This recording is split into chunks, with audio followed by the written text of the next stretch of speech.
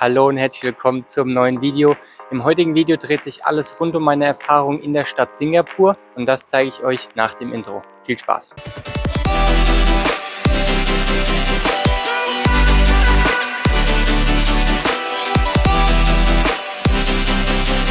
Ich bin dann also von den Philippinen nach Singapur geflogen und bin nachts angekommen. Das heißt, ich konnte mir dann noch in aller Ruhe den Flughafen anschauen.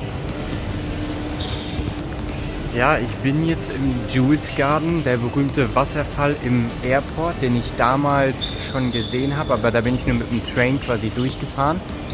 Der ist noch gar nicht an, also es ist hier irgendwie morgens noch 6 Uhr. Den Train wollen wir catchen. Ja, ich habe jetzt hier mir diese Karte gekauft, das ist quasi hier für den Public Transport, dass du dann immer die U-Bahn nutzen kannst, das habe ich sowieso gebraucht. Und jetzt fahre ich mit der U-Bahn quasi in die City zu meinem Hostel. Ja, ich bin dann mit der Metro in die Stadt gefahren und mein erster Eindruck von der Stadt war, wow, viele Hochhäuser und auf jeden Fall Großstadtfeeling, ganz anders wie die ganzen Inseln in den Philippinen. Nachdem ich im Hotel eingecheckt habe, ging es vorbei an der Phillip Street zur ersten großen Sehenswürdigkeit, und zwar Gardens by the Bay.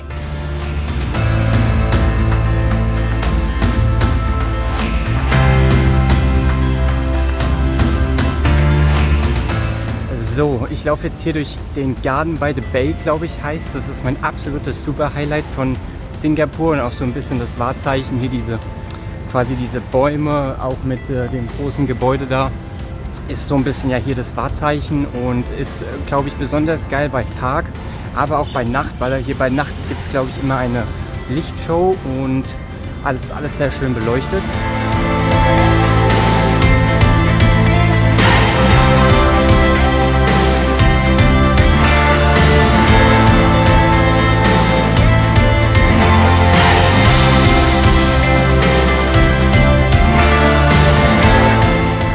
Das ist tatsächlich hier ein ganz besonderer Moment für mich, weil als ich die Reise so geplant habe vor 1,5 Jahren, da habe ich mir das angeguckt hier auf Google Maps und dachte mir, das will ich unbedingt sehen. Und ja, jetzt nach 1,5 Jahren stehe ich endlich hier und laufe hier auf dem Skywalk. Es ist einfach unglaublich.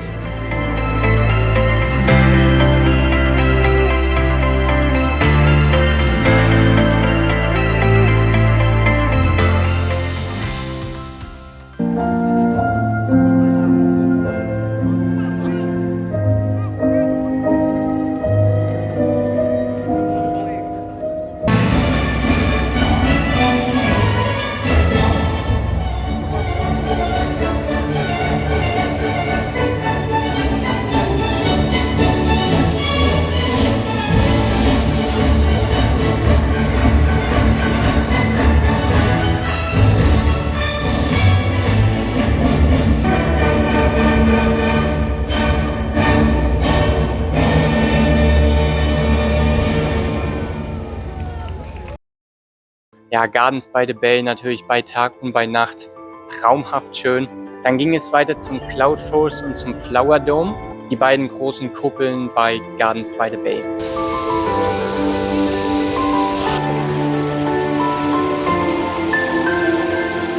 Ja, das ist hier natürlich auch einer der berühmtesten Orte in Singapur, hier der berühmte Wasserfall. Ja, man kann jetzt hier noch in dem Dome schön drum rumlaufen. Oh, das Klima hier ist wirklich sehr angenehm, muss ich sagen. Es ist schön kühl.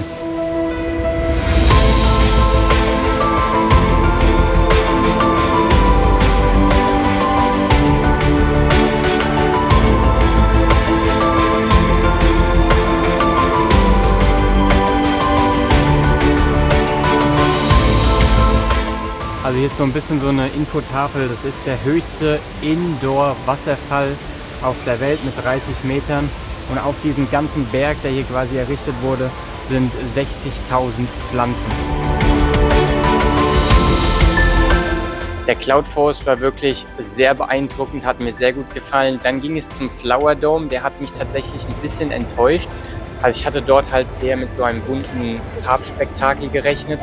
Es war aber eher so, dass hier verschiedene Klimazonen und Kontinente halt thematisch abgedeckt und dargestellt wurden. Aber trotzdem natürlich eine große Vielzahl an verschiedenen Pflanzen und war trotzdem schön, sich anzuschauen.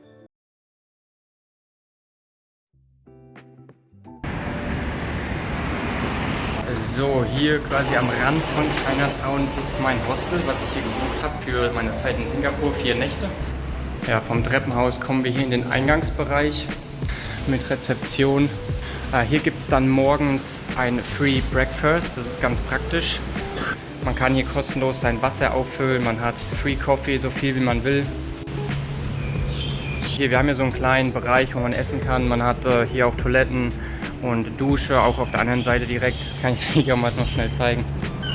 Ja, ist hier alles ein bisschen provisorisch, aber es tut seinen Dienst. Ja, man kann hier duschen, man kann hier aufs Klo gehen. Und dann haben wir hier auch Kartensystem, das finde ich immer am besten tatsächlich. So, hier ist mein Bett. Also man hat hier so was zum Aufhängen für das Handtuch, das ist tatsächlich sehr gut. Das gibt es sehr selten in Hostels.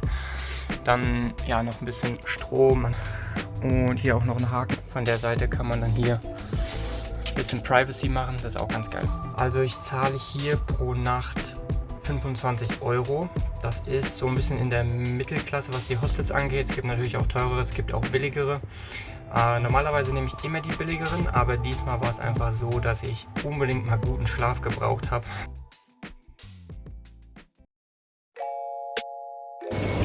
Ja, in Singapur bewegt man sich hauptsächlich wirklich mit dem Public Transport, also allein die Metro hier bringt einen quasi an alle großen Highlights richtig nah ran. Ich bin auch schon Bus gefahren hier, das funktioniert auch alles super. Wie gesagt, ich habe mir hier damals ganz am Anfang diese Karte direkt am Airport gezogen. Da kann man dann Guthaben ganz easy draufladen. Ich kann es noch mal zeigen. Okay, wir machen hier mal kurz den Karten-Top-Up. Also man legt die Karte einfach hier hin.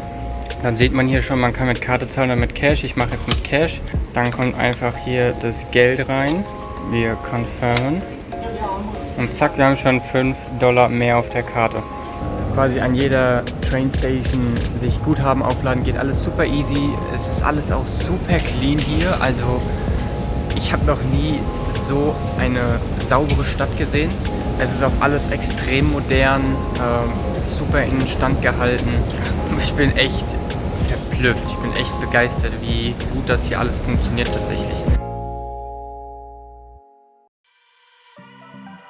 In meiner Stadterkundung ging es dann natürlich noch an sehr viele verschiedene Orte. Ja, ich bin jetzt hier an einem weiteren Punkt, der sehr besonders für mich ist, und zwar auch hier die Formel-1-Strecke in Singapur. Hier hinten, hier sieht man die Rennstrecke und hier ist das Pit-Building. Man kann da leider gerade nicht rein in diese Area, weil genau an diesem Wochenende hier der Marathon stattfinden wird. Man sieht auch hier im Hintergrund das berühmte Windrad, ja nicht Windrad, ja, da dieses Rad halt, wie man es nennt. Im New India Stadtteil habe ich einige Tempel besucht.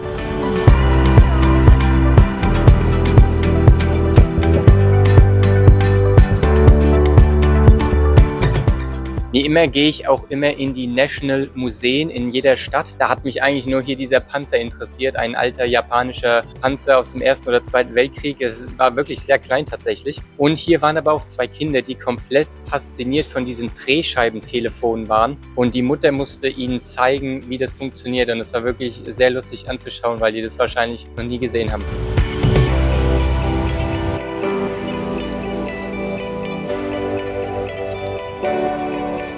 Ein Botanical Garden natürlich immer ein Ort der Entspannung, ein Ort der Ruhe. Ich bin jetzt hier einmal durchgelaufen und jetzt geht es weiter im Programm. Mit einem Gewand ging es dann weiter durch den nächsten Tempel.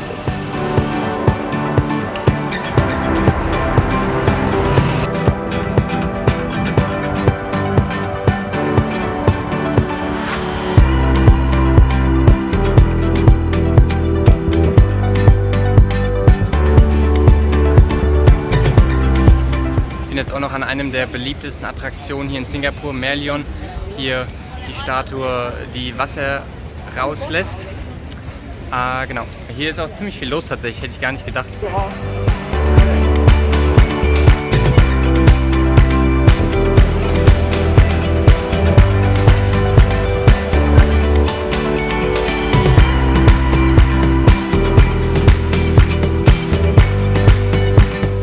Ja, Fort Cannon Park hier mit diesem Spot, ein beliebter Ort, um Instagram-Fotos zu machen, sag ich mal.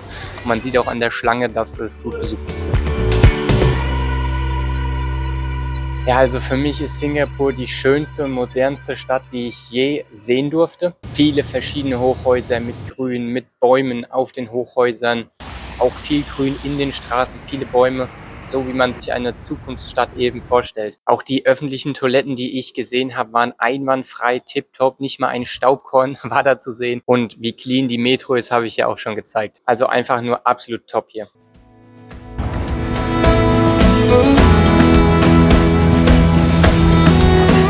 So, ich bin jetzt hier bei der Satay Street. Das ist hier ein sehr berühmter Ort in Singapur, wo es halt so ein bisschen Streetfood gibt, so ein bisschen Barbecue gegrilltes Satay, so eine Spezialität hier. Und ja, ich habe gehört, dass hier dann die Straße sperren um 7 Uhr und dann bauen die hier alles richtig auf und dann geht es hier richtig Streetfood-mäßig los. Und das Ganze werde ich mir mal anschauen.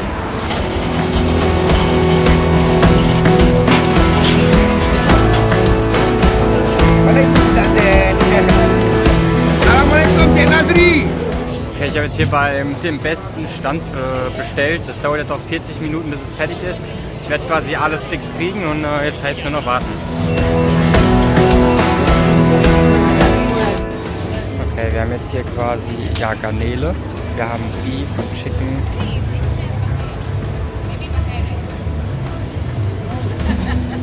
Extrem gut.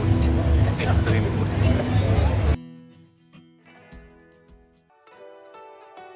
So, durch das Marina by the Bay Luxushotel bin ich dann mit Beach Look unten reingelaufen. Da sind erstmal ganz viele Luxusgeschäfte. Und ja, so sieht hier das Marina Bay Hotel von innen quasi aus, von der Lobby.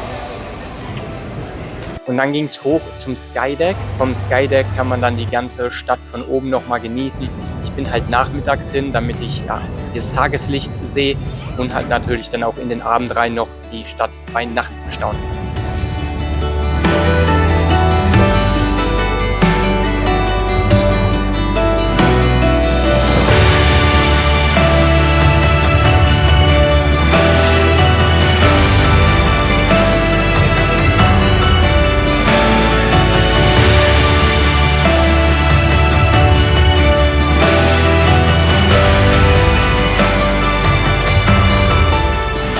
Tatsächlich kann man hier auch einige Lichtshows dann von oben noch sehen, zum Beispiel auch das von Gardens by the Bay. Ich habe es quasi einmal von oben gesehen und einmal von unten.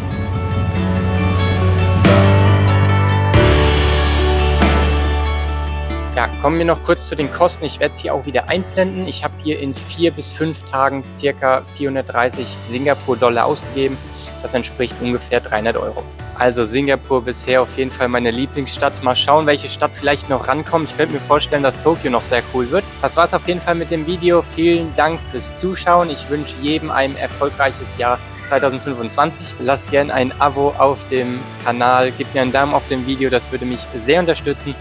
Vielen Dank fürs Zuschauen und ich würde sagen, wir sehen uns beim nächsten Mal. Schmidi bleibt on Tour.